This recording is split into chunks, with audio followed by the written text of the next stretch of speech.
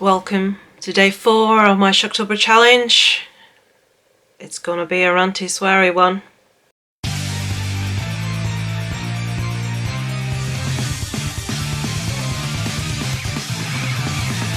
Hi folks, and welcome to day 4 of my Shocktober challenge, and today we're talking about The Hospital.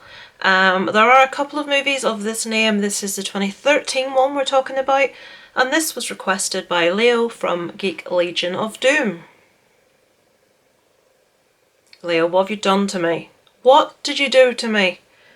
This movie was so bad, I thought, I bet Leo's reviewed this. I'm going to check his channel. Yes, Leo did review this. Leo, who is very generous generally with bad films, and likes quite a few bad films himself, and he freely and openly admits this. Leo gave The Hospital 0.5 out of 10. And this is what he suggested I watch for Shocktober. If I lived in England, my foot would be out and his arse would be kicked. Just let's put it this way. Warning, this will probably will bring forth a few words that I usually try to keep out of my vlogs. It's impossible to talk about this movie without ranting, swearing. I'll try. I will try my best, but I'm not promising anything, guys. Okay, The Hospital 2013. Let me give you some movie facts before the ranting begins in earnest. This one was directed by a duo, Tommy Golden and Daniel Emery Taylor. The latter mentioned, Daniel Emery Taylor, actually plays a role in this movie, quite a main role of a character called Stanley. The movie is based at an abandoned hospital called St Leopold's Hospital in Bridgeport. Let me just tell you before I start that this movie has a $100,000 budget, which is obviously a small budget. Really? They could have given that budget to me and I would have made a lot more use of it. How the hell they spent $100,000 making this crap is anyone's guess. Honestly, my buddy Dave Maggot, correct me if I'm wrong, Dave, I could be really wrong here. I hope I'm not. 7,000 he did Groundhog with. This movie has $100,000 and they produced this crap. I do apologise for any words that spew forth from me in the next 5 minutes. I'm going to try to keep this short, but sometimes when I rant it goes longer than I want it to. So, movie set in a hospital, abandoned hospital. There is a character called Stanley who, right, just to tell you how bad this is, he is referred to in this movie by another man as a mongoloid. Really? We can use those words? He is very low of IQ, he's very large, bumbling, I suppose he's meant to be scary. He obviously has an extremely low IQ, he is not a very nice person, but there are two other individuals called Alan and Jack. Let me just check that I've got that right. Yes, because I've tried to just ban this from my mind entirely. They're played by Jim O'Rear and Jason Crow. They are two totally switched on guys, but two very, very, very sick puppies, two very twisted individuals. The basic premise of this one is the two lads try and set up paranormal investigations in this abandoned hospital. What I want to know is, why has an abandoned hospital got a caretaker? Stanley is the caretaker, he mops the floors and such like. He's always put forth as the caretaker, he wears like coveralls. It's abandoned, why is there a caretaker? Anyway, besides that's the least of this movie's worries. These two guys fool a plethora of young women into coming to this abandoned hospital with the promises of getting on TV. They're going to do psychic paranormal investigations. It's going to be televised and they're going to get on TV. Would they like to be part of this? Of course, yes, please. And long story short, these two guys are sickos. They proceed to torture, rape and murder most of these young women. And that is the premise of the story. Stanley in the background is going about his own business. He has kidnapped one particular girl that has come to town. I'm not giving you spoilers here, guys. You read this on the back of the DVD case. Stanley has kidnapped this one girl who has come to town to investigate. She's a student reporter. She's come to investigate this supposedly haunted location. She is kidnapped and kept by Stanley and subjected to torture and abuse throughout the whole movie. Right, so I've got across the premise for you. I'm not going to give you any more info as to what happens, but some of you people may want to watch this. I would advise against, but there we go. Right, so much did this movie perplex me that I sat and I read every single review on IMDb for this. 95% of those reviews were, this is one of the most awful things I've ever seen. It's offensive. It's just brutish. About 5 give it glowing reports. We all know what that means. There's people involved with the filmmakers, family, maybe the filmmakers themselves, who knows. Right, let me get out straight away that this is something people may know about me. Rape is not a subject I enjoy watching. I'm sure it's not a subject anyone enjoys watching.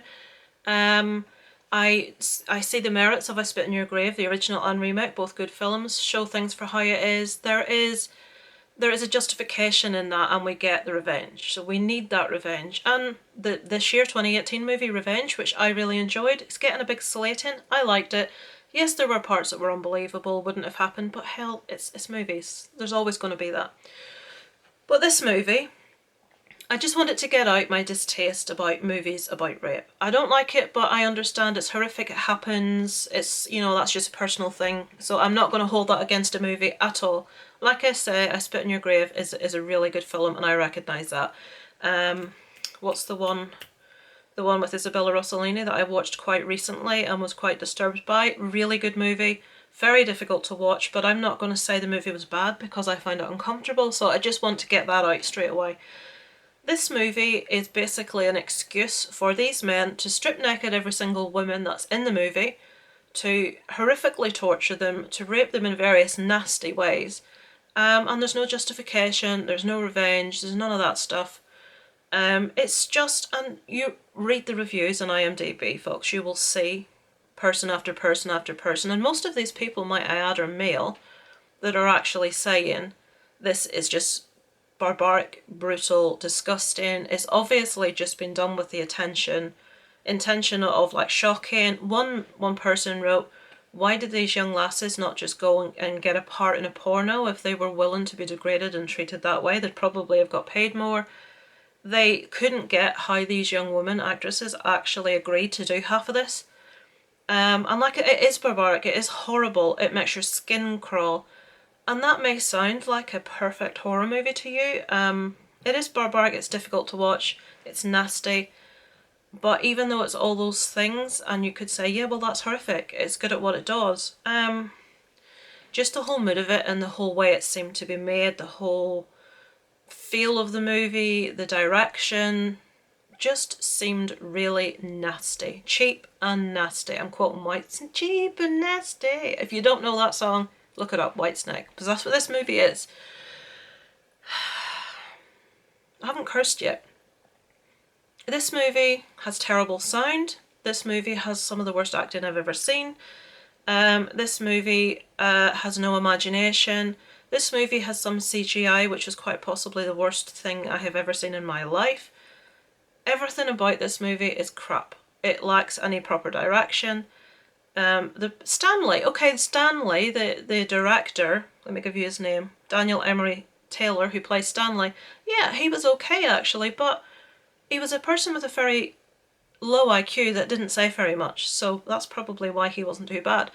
I don't mind bad films, guys. I watch some bad films and enjoy them for what they are, for what the director was trying to do, the mood of things. I don't hold bad effects against something. I watch a lot of Wild Eye movies. I enjoy a lot of Wild Eye movies.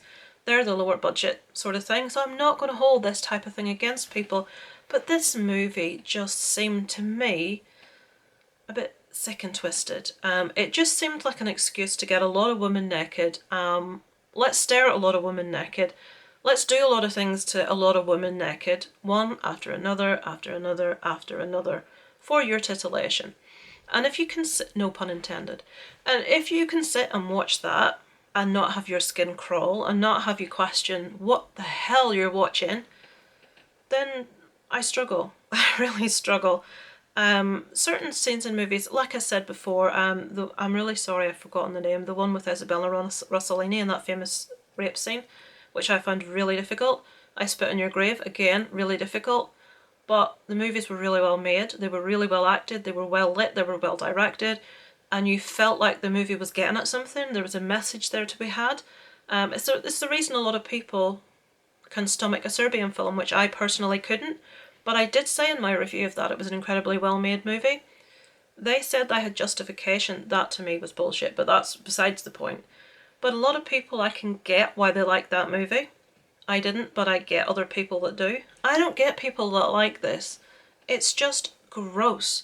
One person on IMDb this really wound me up. The girl that goes as a reporter and is kidnapped and kept by Stanley. Through the whole film, she's like this, completely nude. Now, all you men will be rushing out to see this. This girl's very normal looking. She's quite overweight. She's got a big tummy and all the rest. She's quite big. I actually read a review of one guy that said, oh, well, yeah, the women in this, that we get to see them all naked and they're all really attractive women apart from one. She was really fat. She was almost as fat as the guy that... And I'm thinking... You're on IMDb and you're reviewing a horror movie for other people, including women, to read, and your comment about this movie is you get to see a load of fit birds naked but one of them's fat. Fuck off. That's my opinion to that.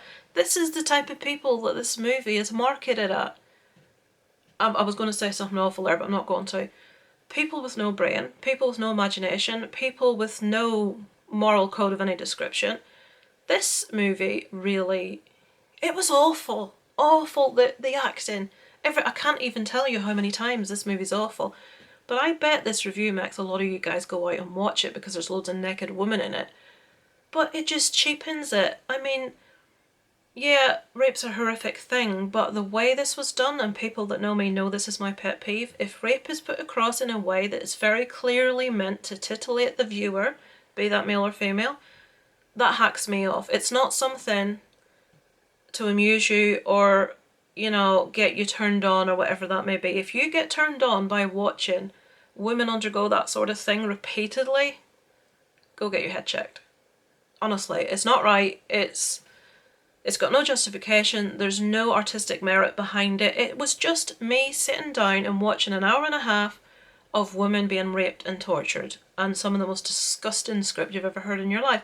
This probably will do more for this movie than all the glowing reviews, because people are going to think, I must see this. I must see if it's as bad as she is saying.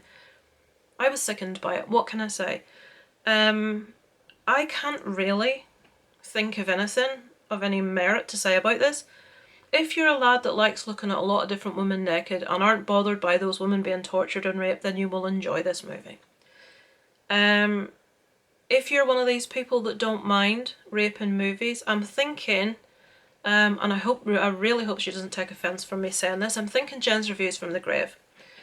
Jen is quite open-minded and she'll watch an awful lot of movies, and she really enjoyed a Serbian film, and she wouldn't be that bothered by rape movies if there was justification and all that sort of stuff. And I'm with her on that. I just personally, for me, it's a subject I struggle with. But yeah, I get where Jen's coming from the artistic viewpoint and, liking quite brutal films. But I think that Jen would struggle with this. I'm just trying to choose a woman that I know is quite open-minded, and I know isn't prudish, and I know isn't one of the, oh, I'm offended brigade, which us women get labelled with if we say something sick. Jen's not that way, but I will guarantee if she's seen this, she would think it was shit as well. So if you haven't seen it, Jen, and you're watching, watch The Hospital and let me know what you think. I'll be really interested to know what another woman that's quite open-minded felt about this. So, I have prattled for how long, am it? I was going to try to keep these reviews to 5 minutes and I've gone more than double that. I apologise because this movie doesn't deserve that length of review. But I just really needed to get across how crap this really was. There's one scene in this where a woman is bent over a car. She's a prostitute. Man's having... Now, this one bit actually is the only bit that evoked a reaction out of me, which was laughter. The script's terrible, the accents are... everything's terrible, the delivery's terrible. He's behind her doing what you do. She's given him a price list and it culminates in $500 for full sex, and I'm thinking, fucking hell, she's expensive. So he's doing what he's doing from behind, and she's leant over the car and she's doing something on her phone, like, you know, I don't know, swiping up Instagram or some shit. And she's going, oh yes, oh baby, that's it. And I mean, honestly. And then someone walks up behind the guy, stabs him either through the head or the chest, and the blood, you know where I'm going with this, the blood splatters all over the back of this woman's hair. And she goes, what? Already? You're not getting a refund for this? That made me laugh. I will admit that amused me. The acting was so bad, the delivery was so bad, and the joke was so poor, I laughed. That's the only reaction I had in this movie, because it actually made me desensitized to horrible things happening. Because it was like, right, what are you going to do now? What are you going to do to this poor woman now? What's next? There's a scene, if you've seen this, Leo, you will know what I'm saying. There's a scene with, if you know who Bob Ross is, there's a scene where one of the bad guys is painting a la Bob Ross with different bodily fluids. I shit you not. And that's no pun intended. If you watch this, you're warned. You're warned about how bad it is. You're warned about the CGI, the acting, the sound, the everything. You're warned. There's a lot of attractive naked women in it. That's all that can be said for it if you're a bloke. So, what would I give this out of 10? Leo gave this a 0.5. I tend to concur with Leo, and my toe is primed to kick Leo's arse if I ever see it for giving me this piece of crap to review. So yes, day 4, the hospital, not good, not recommended, boo. Let me tell you what I've got to watch for tomorrow. I think it's Alone in the Dark. Yes, Alone in the Dark, the 1982 movie. That one was asked for by HorrorFan34, that's Thomas. So I think I've seen this one before many years ago. I have high hopes for this one, so yep. That's the one I'm going to watch this evening, and I'm going to review that for you tomorrow on day 5. So apologies that this is run for 15. I'm really sorry, but I needed to swear that many times. It just needed to be done, and I apologise for my language. So, day 4, Losing the Will to Live. It's over and out from Lisa Loves.